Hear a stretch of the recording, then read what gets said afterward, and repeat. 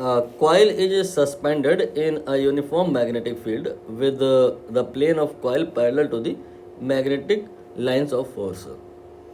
When a current is passed through the coil, it starts oscillating. It is very difficult to stop, but if aluminum plate is placed near the coil, it stop. This is due to summary क्या है कि field में एक coil रखी हुई है और coil जो है वो फील्ड के पैरेलल है बिगिनिंग में।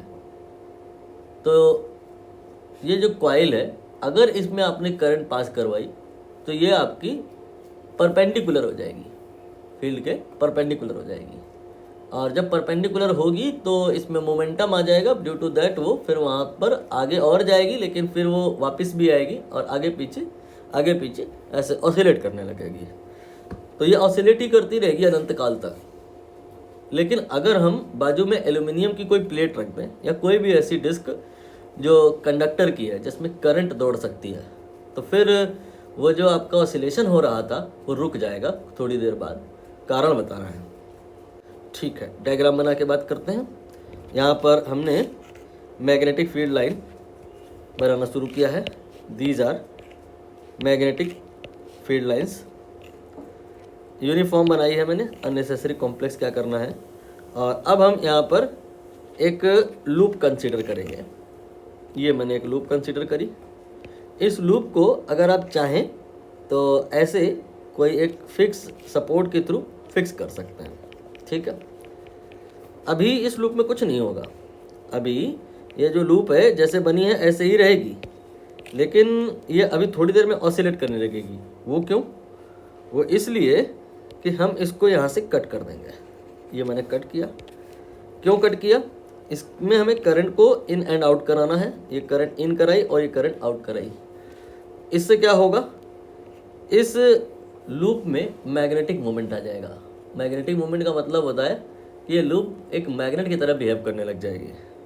तो जो अगर मैग्नेटिक फील्ड में रखा है तो वो अपने आप को फील्ड की डायरेक्शन में करना चाहता है, और अगर फ्री टू रोटेट है तो कर भी लेता है। तो यहाँ पर देखना पड़ेगा कि जो magnet corresponding to the loop बनेगा, क्या वो ऑलरेडी फील्ड की ही डायरेक्शन में है। अगर नहीं है तो फिर वो रोटेट होगा ताकि वो मैग्नेट फील्ड की डायरेक्शन में हो जाए। तो मैग्नेट की जो प्लेसिंग होती है करस्पॉन्डिंग टू अ कॉइल, वो होती है अलॉन्ग द एक्सेस। इसकी एक्सेस बनाना पड़ेगा। ये मैंने एक्सेस बनाई। इस एक्सेस के अलॉन्ग आपका यहाँ पर मैग्नेट रखा जाएगा। उस मैग्नेट में नॉर्थ भी होता है, उस मैग्नेट में साउथ भी होता है। नॉर्थ किधर होता है, साउथ किधर होता है, इसके लिए करंट का आपको सेंस देखना पड़ता है।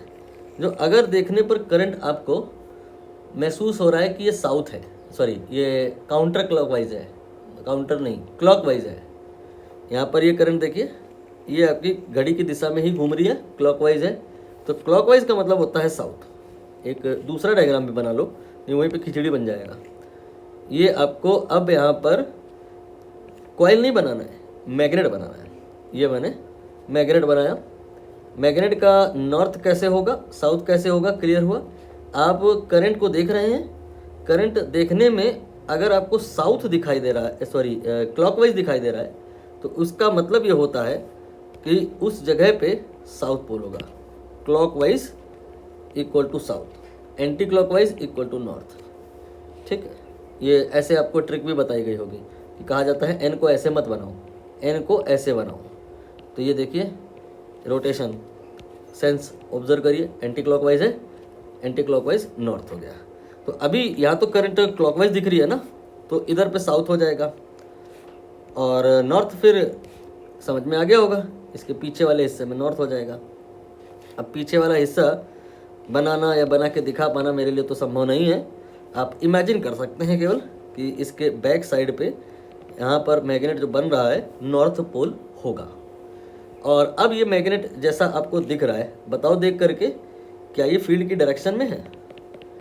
मैग्नेट ये फील्ड की डायरेक्शन में नहीं है। मैग्नेट फील्ड की डायरेक्शन में तो तब कहा जाएगा जब उसका नॉर्थ फील्ड को पॉइंट कर रहा हो।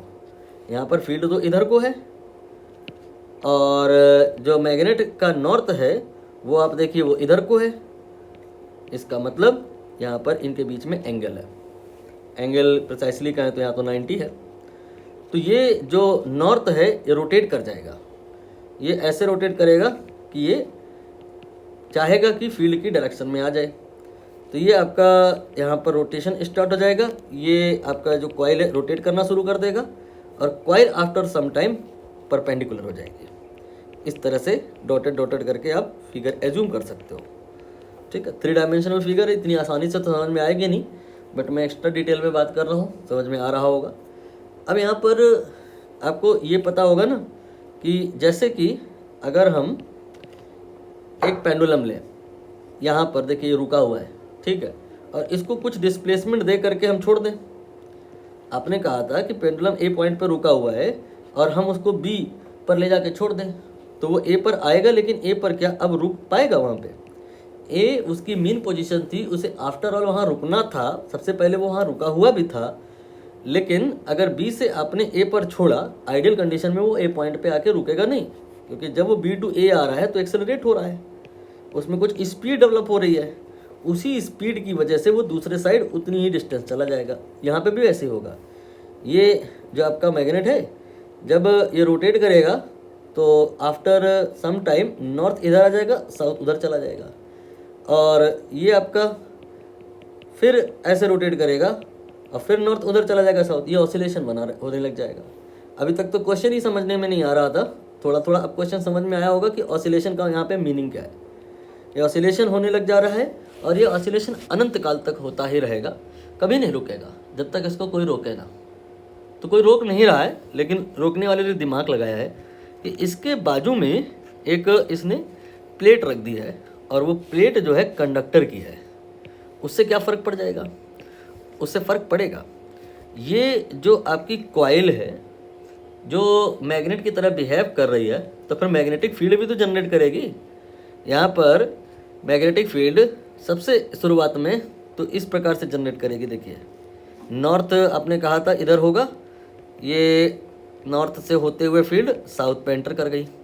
ठीक है, देखिए इस डिस्क के थ्रू या इस प्लेट के थ्रू जो फील्ड लाइन है वो लिंक हो रही है, और जब ये रोटेट कर जाएगा, सपोज करिए आपका नॉर्थ साउथ इंटरचेंज हो गया, नॉर्थ इधर आ गया, साउथ इधर आ गया, तब फील्ड ऐसे बनेगी। तो कुल मिला के इतना तो मोटे तौर पे समझ में आ रहा है ना कि because of the rotation of this या because of the oscillation of this what will happen? Flux through this metallic disc will change, and when flux through a coil will change, what will happen? EMF will induce, and if EMF will induce, then what will happen? Current will generate. Due to current, what will happen? I square RT, Joule heating effect, ये होगा, यहाँ पे heat generate होगा। ये जो आपकी plate है इसको कोई गर्म नहीं कर रहा है, नीचे कोई भट्टी नहीं लगी है, लेकिन फिर भी ये गर्म होने लग जाएगी, इसमें एनर्जी डिसिपेशन होने लग जाएगा। तो वो जो एनर्जी डिसिपेशन हो रहा है, वो एनर्जी डिसिपेशन बदले में कोई तो एनर्जी कम हो रही होगी। तो बदले में यहाँ पर ऐसा होगा कि जैसे अगर हम आइडियल कंडीशन में इस पेंडुलम को कंसीडर करें तो left right equal equal amplitude बनता रहेगा, बट अगर हम एयर का ड्रैग कंसीडर कर लें तो एयर का ड्रैग कंसीडर कर लें तो इसका जो मोशन होगा वो ऐसे होगा, हर अगली बार पिछली की तुलना में इसका एम्पलीट्यूड कम होता जाएगा और धीरे धीरे धीरे धीरे वो यहाँ पर आके रुक जाएगा। इसको कहते हैं डैम्पिंग। बस अंतर ये है कि ये मैकेनिकल डैम्पिंग है और यहाँ भी डैम्पिंग हुई है, लेकिन इसको हम मैकेनिकल डैम्पिंग नहीं कहेंगे, ये है इलेक्ट्रिकल डैम्पिंग या इलेक्ट्रोमैग्नेटिक डैम्पिंग। इलेक्ट्रिकल डैम्पिंग तो सही वर्ड नहीं है, इलेक्ट्रोमैग्नेटिक डैम्पिंग यहाँ पर होगी। उसकी वजह से एनर्जी जो है इस कॉइल की धीरे धीरे कम होती जाएगी और फिर वो मीन पोजीशन पे आकर के रुक जाएगी। आंसर बताना मैं भूल गया, इसका आंसर आएगा लास्ट ऑप्शन।